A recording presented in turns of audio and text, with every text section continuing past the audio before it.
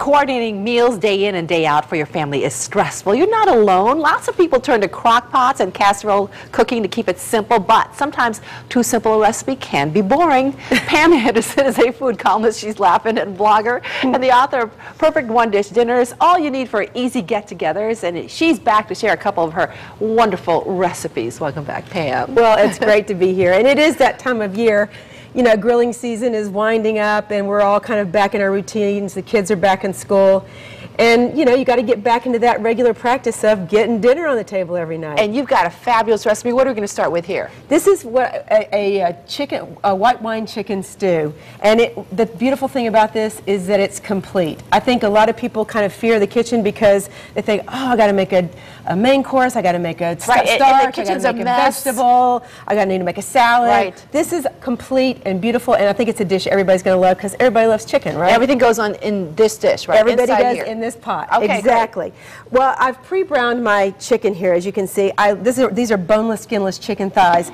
I love chicken thighs. I do too. They're so good, and they're so forgiving, unlike the breast that dries out pretty quickly. So I've browned these, and to the pot now I have added some sliced mushrooms. You can buy them already sliced at the grocery store, just dump.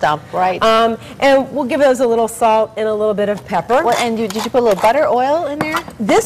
I oiled the meat, and this was what was left over. Okay. So I have some backup as if I needed it, but as you can see here, the mushrooms don't really need it. No, because there's so much moisture. Exactly. Now, the chicken, you browned it with what? Just salt and pepper and... Salt and pepper and oil. I oil the meat as opposed to putting it in the pot because you can get away using less. Okay. All right. Now, to this, we are going to add some garlic, some prosciutto. I'm using this instead of bacon because it's leaner, and some tarragon. You could dried tarragon. You could use thyme if you wanted, or any other sort of dried herb that you like. But we're going to stir this in and let this cook until it gets fragrant, just a few minutes. About a cup of prosciutto and... I say about 3 ounces. 3 ounces. And it usually comes in that little 3-ounce package in the grocery store. And normally the bacon, that would add a lot of fat to this, but this is going to add the flavor, not the fat, because you don't want that. Yep. Okay, so once that's good and sautéed, then we're going to add a little bit of flour. Just to add, to create a roux?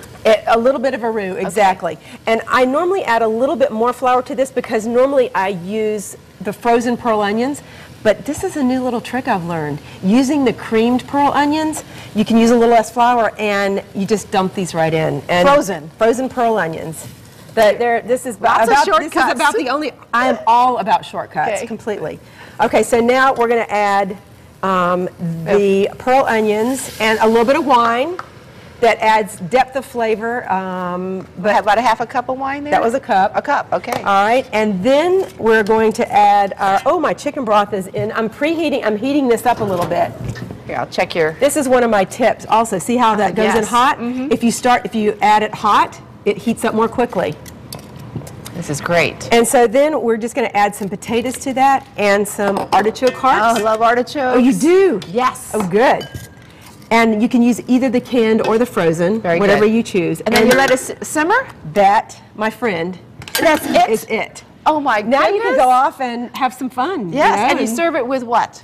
Just some bread. I mean, if you feel like making a salad, of course a salad is so easy these days, but it's a complete meal. It has all the veggies and everything. Yeah, just hand the kids a bowl of this as they're racing out the door and that's it. But what I believe is that it's important to sit down if you can take the time to do that. Because we all know, studies show, kids who are less likely to get into drug and alcohol have those issues if they sit down and have regular meals with their family. Okay, that's so true. And now this is the finished product. Here's the finished product. We're going to, if you want to take a little time and make it pretty. Oh my goodness. And that's because of those pearl onions. It's beautiful. You know? Isn't that pretty? The consistency is just wonderful. Isn't it perfect? And this can be weeknight supper. It can be that simple. I mean, I did do a little chopping ahead of time. Now you're working on a new book too. I am, and that book will be out in a couple months, and I hope you let me back on to talk about that. It's called Cook Without a Book, Meatless Meals. I'm not a vegetarian, clearly, but I do believe in reducing our meat consumption so that we can afford better meat. less meat, better meat. Looking forward to that. Now, this Yes. is a meatless recipe we're going to try right now. This is a yummy dessert. Yummy. Okay. You know, again, you can just hand the kids an apple after dinner, but you know, they're don't not wanna going to do be that. they're not going to be too interested in that. We're going to roast some apples. Obviously, you've got plenty of time left Yes. to do that. And what I do is just have the apple and take a melon baller and use that to scoop out the core. Oh, easy. Very easy. And I've preheated my oven, and to that I've added a little bit of butter, and then I sprinkle on brown sugar, place the halved apples over some cinnamon sticks. And if you don't have cinnamon sticks, just sprinkle in a little cinnamon. Cinnamon, ground Yep, cinnamon? Yep. And put these in the oven while everybody's consuming their stew. It's going to smell so good. The stew and the apples baking in the oven. Talk about fall. I mean, the smells is going to get you right in the mood. And you know, now with this kind of chilly, damp weather we've been experiencing, I think this is the perfect meal. Now, this is a favorite recipe of the family. I know. Well, you have a website called ThreeManyCooks.com. Yes. And these are one your of two ours. daughters. They are my two daughters. One's 26, one's 20. My 26-year-old is getting married. Oh, congratulations. In New Haven. That's great. In December. But this recipe, this apple recipe, is actually running in my weekly column that I write for USA Weekend. It's a Sunday. And it's going to be this papers. weekend. It's in this paper. It's in the Hartford Courant for people who might see it up there. But you can go online. Get it on USA Weekend or your website. Or yours. Or our website, Connecticut Style. That's exactly right. And I'll show you how to doctor that up and make that little apple healthy. This apple is also great. Make a handful of them because they're wonderful for breakfast. Really quickly, can we show them the finished product? Just really quickly. We have like 10 seconds here. Look at that. That's what they look like. Beautiful. And this will be great for breakfast, Can't too. wait. All right. Breakfast? All right. Yes. Up next, Kristen Casado shares a story about younger onset Alzheimer's where Connecticut Style returns, but we'll be back later in the show. Great. Okay.